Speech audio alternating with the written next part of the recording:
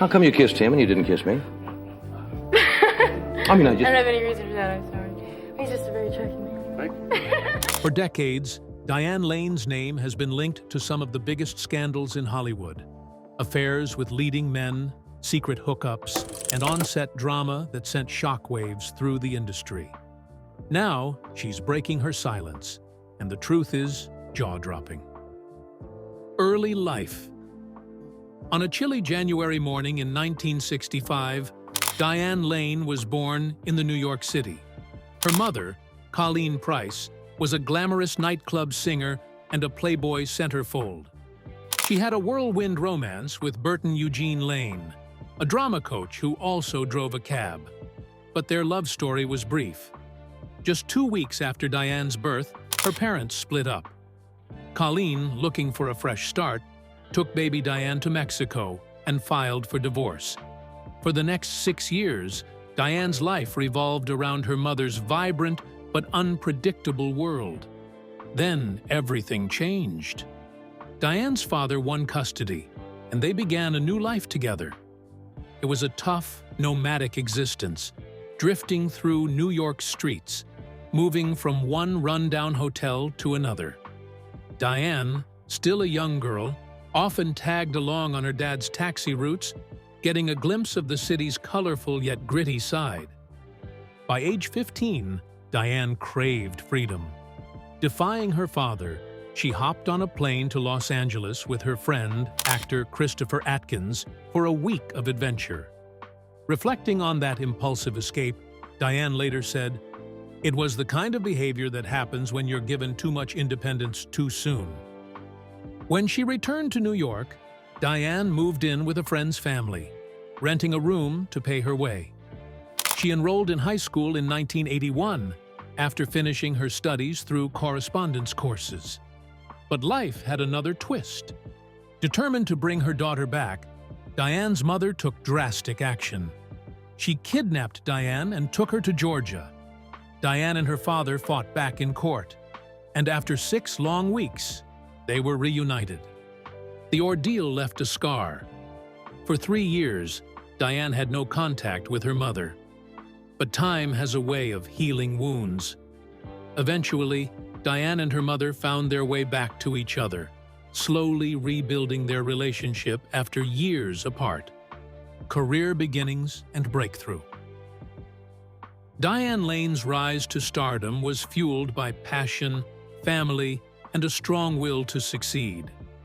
From a young age, she was drawn to performance thanks to her grandmother, Ella Scott, a Pentecostal preacher known for her powerful sermons. Watching her grandmother captivate audiences sparked something in Diane. At just 6, she took her first steps on stage at New York's La Mama Experimental Theater Club. From then on, her path was clear. By 12, she was already performing in Joseph Papp's production of The Cherry Orchard, sharing the stage with legends like Meryl Streep. Even as her acting career took off, Diane was committed to her education. She joined an accelerated program at Hunter College High School, juggling school and acting. But everything changed at 13. Faced with a huge decision, she had to choose between a Broadway role or a shot at film. She chose film, starring alongside Laurence Olivier in A Little Romance. It was a gamble, but it paid off. Olivier even called her the new Grace Kelly. Suddenly, Hollywood was buzzing about her potential. When she appeared on the cover of Time magazine, it was clear she was set to be a star. The early 1980s were key. Diane shone in Touched by Love, playing a troubled teen, and showed her range in Cattle Annie and Little Britches, alongside Amanda Plummer. She even explored comedy in Six Pack with Kenny Rogers. But it was her bold role in Ladies and Gentlemen, The Fabulous Stains, that left a mark. Playing a punk rock band leader, she proved she was fearless. Yet, her roles in The Outsiders and Rumblefish, both directed by Francis Ford Coppola, truly solidified her place in Hollywood. Surrounded by future stars like Tom Cruise and Rob Lowe, Diane stood out. She wasn't just another actress. She was on her way to becoming one of the industry's brightest talents. Despite her rising fame, Diane Lane's career hit a bump. Streets of Fire and The Cotton Club didn't do well, pushing her to step back from acting. She returned to Georgia to reconnect with her mother. It was a time for healing. As she later said, "We had to repair our relationship because I wanted my mother back." Diane's comeback began with roles in The Big Town and Lady Beware, but it was the 1989 miniseries Lonesome Dove that truly reignited her career. Her performance earned her an Emmy nomination. She narrowly missed out on the lead in Pretty Woman, but that didn't slow her down. She kept winning praise, playing Paulette Goddard in Chaplin, and impressing in films like My New Gun. By the late 1990s, Diane was back in full force. In 1999, her role in A Walk on the Moon was praised as meltingly effective. She played a woman torn between love and duty, sharing the screen with Viggo Mortensen and Liev Schreiber. Her performance captivated audiences and earned her a nomination for Best Female Lead at the Independent Spirit Awards. Diane was no longer just making a comeback. She was reclaiming her place in Hollywood. Unfaithful and further acclaim. Diane Lane's career in the early 2000s was a mix of versatility, depth, and passion. She kept pushing her boundaries, winning over audiences time and again. In 2000, she began to truly show her range. In The Perfect Storm, she played the emotional anchor to Mark Wahlberg's character, bringing warmth and strength. In My Dog Skip, she switched gears, playing a loving, talkative mother. Both roles were different, yet she made each feel real and relatable. By the next year, Diane was on a roll. She took on complex characters in The Glass House, a psychological thriller, and Hardball, a heartwarming baseball film. But 2002 was a turning point. Her role in Unfaithful changed everything. Playing a suburban housewife caught in a passionate affair, Diane's raw, intense performance earned her an Academy Award nomination. Critics, including Owen Gleiberman from Entertainment Weekly, called her performance a revelation. After Unfaithful, Diane kept impressing. In Under the Tuscan Sun, she played a woman rebuilding her life, earning yet another Golden Globe nomination. Over the years, she moved smoothly between genres, taking roles in films like Must Love Dogs, Hollywoodland, and reuniting with Richard Gere for Nights in Rodanthe. Despite her success, she craved more challenging roles and even thought about stepping away from acting. But after a 2-year break, she found fresh inspiration.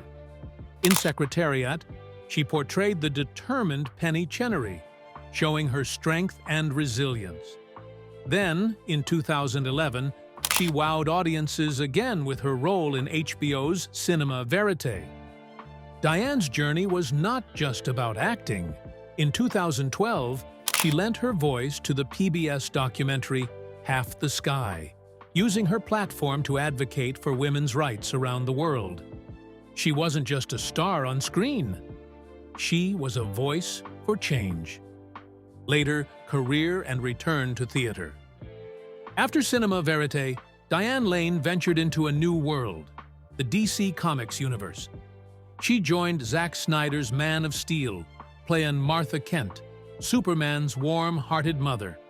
Snyder admired how she conveyed the complexity of a mother grappling with the extraordinary, saying Diane captured the wisdom and wonder of someone whose son had unimaginable powers.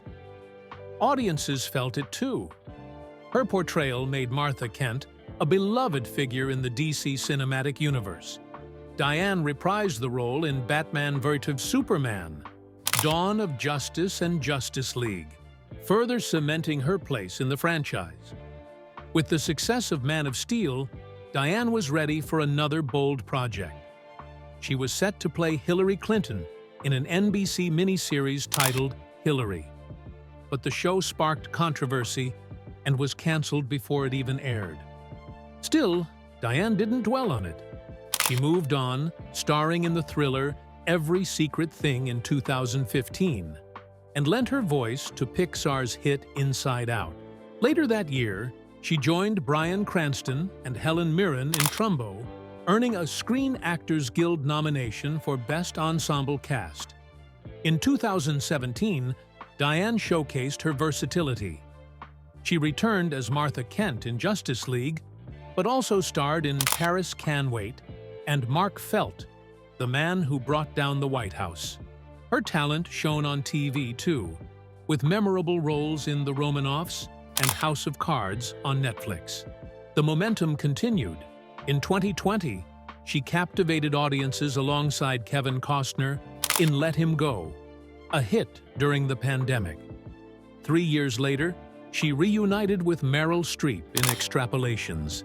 By the next year, her stellar performance in Feud, Capote vs. the Swans earned her a Primetime Emmy nomination. Diane continued to expand her horizons, voicing a role in Inside Out 2. She proved once again she's a resilient and multifaceted talent, always finding new ways to shine. Rumors of love affair with co-stars. Emilio Estevez. Back in the 1980s, when movies were all about big dreams and even bigger hairstyles, Diane Lane and Emilio Estevez were two young stars on the rise. They met on the set of St. Elmo's Fire, a film about friendship, love, and the struggles of growing up. But for Diane and Emilio, it wasn't just about acting. Sparks flew off screen, and soon they were caught up in a whirlwind romance. It seemed like the perfect Hollywood love story. But, like many Tinseltown romances, it didn't last. They eventually went their separate ways. Yet, unlike many breakups, theirs was amicable. They stayed friends, proving that some connections can stand the test of time, even after the romance fades.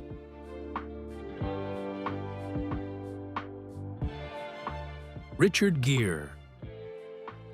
In 2002, Diane Lane and Richard Gere lit up the screen in the thriller Unfaithful. They played a couple whose marriage crumbles under the weight of infidelity. Their on-screen chemistry was so electric that it sparked rumors of a romance behind the scenes. But this wasn't the first time they had shared the screen.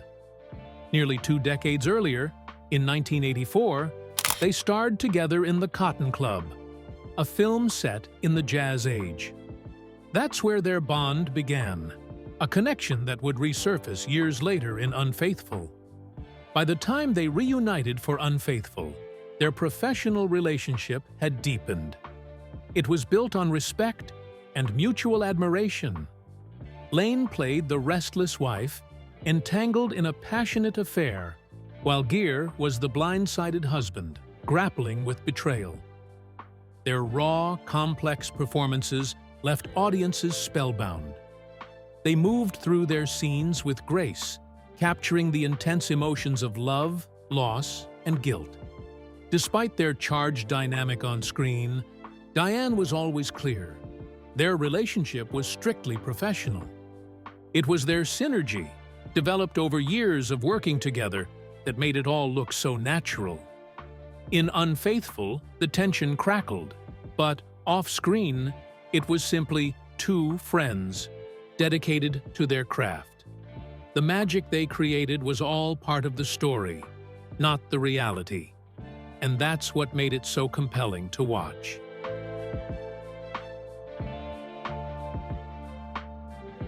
Matthew McConaughey.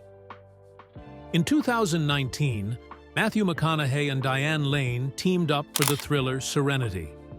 On screen, their chemistry was electric, filled with tension and mystery. But off-screen, there was an unexpected twist. During filming, McConaughey confessed he'd had a childhood crush on Lane. It was a fun secret, adding an extra layer to their dynamic. Suddenly, it wasn't just acting. There was a personal connection, a nostalgic thread that brought a bit more warmth to their scenes. In the film, they played former lovers who cross paths under strange circumstances, Their past in the story, paired with McConaughey's real-life confession, made their scenes feel more genuine. You could sense the tension, the emotion, and the familiarity, like two people who once meant a lot to each other, but now had to navigate complicated waters. Despite his playful admission, Lane was quick to clarify that their relationship stayed professional. It was about respect and admiration for each other's craft. Still, McConaughey's little revelation made their collaboration feel special, like life had thrown a surprise into the mix, adding a touch of charm to their connection.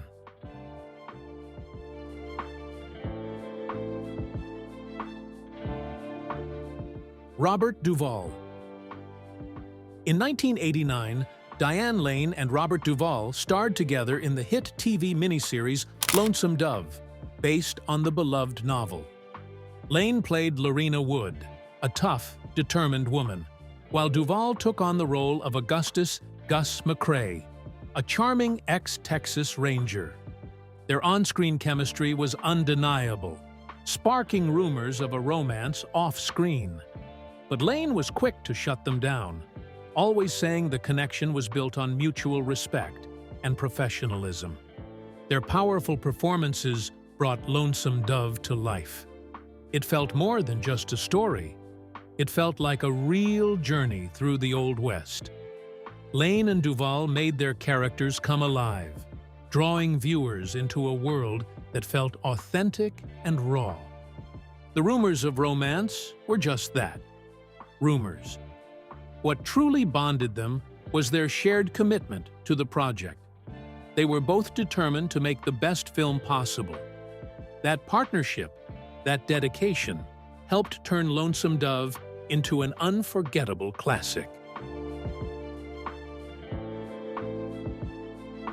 Christopher Atkins. In 1983, while filming The Outsiders, a young Diane Lane met Christopher Atkins. Though Atkins had a smaller role, their time together on set sparked a strong friendship that quickly grew into a romantic relationship. Lane has fondly looked back on those days, remembering the young love they shared. In the movie, she played Cherry Valance, a girl who forms an unexpected bond with Ponyboy Curtis. Atkins wasn't one of the main characters, but behind the scenes, his connection with Lane was real and heartfelt. It was a reminder that, for young actors, real-life relationships can sometimes shine brighter than the roles they play. Their romance didn't last, but Lane still recalls it with affection.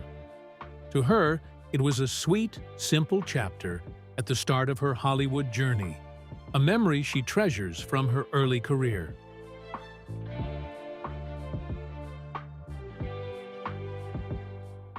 Matt Dillon. Let's go back to The Outsiders again, a film that introduced one of the 80s most iconic on-screen pairings, Diane Lane and Matt Dillon. Dillon played the tough, rebellious Dallas Winston, while Lane was Cherry Valance, the sharp, principled girl caught between worlds.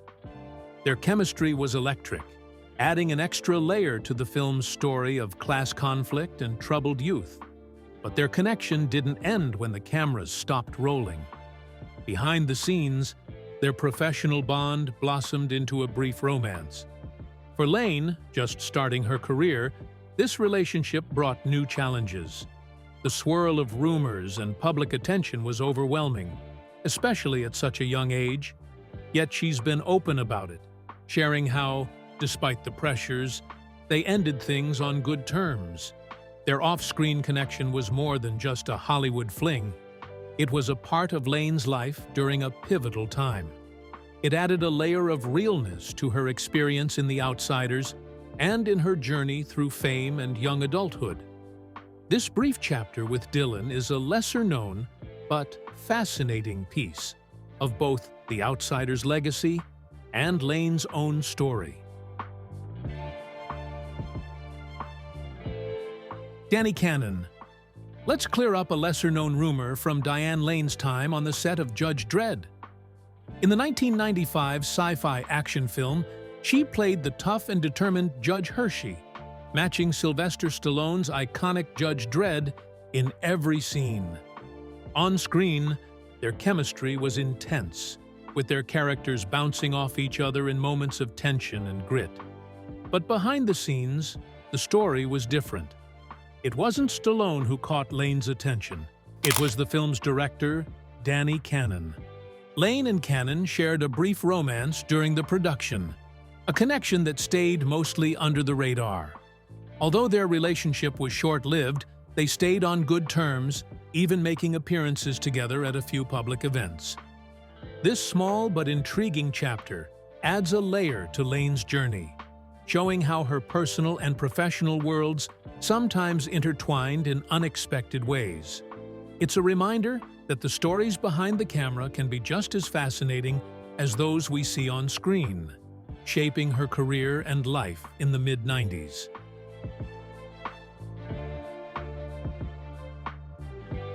Nicolas Cage, Diane Lane, and Nicolas Cage first met in 1984 on the set of Rumblefish.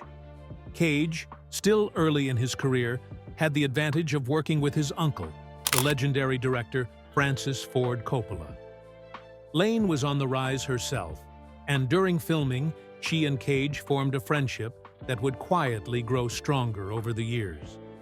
Fast forward to 2000, and they were reunited on the set of The Family Man.